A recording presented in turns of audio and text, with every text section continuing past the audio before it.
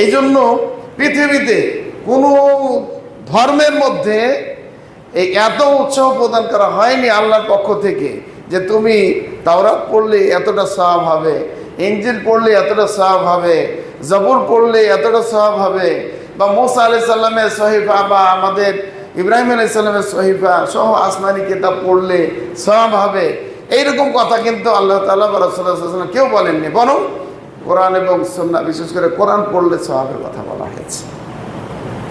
এই জন্য আমাদের প্রতিদিন সর্বনিম্ন আপনার এই সকালবেলাটা যেন শুরু হয় কোরআন তেলাওয়াতের মাধ্যমে,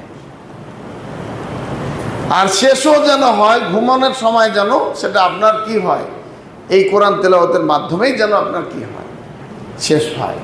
1 পৃষ্ঠা পড়বেন বা 2 পৃষ্ঠা পড়বেন, তারপর পড়তে হবে, আপনাকে পড়তেই হবে। রাসূলুল্লাহ সাল্লাল্লাহু আলাইহি ওয়াসাল্লামের একটি হাদিস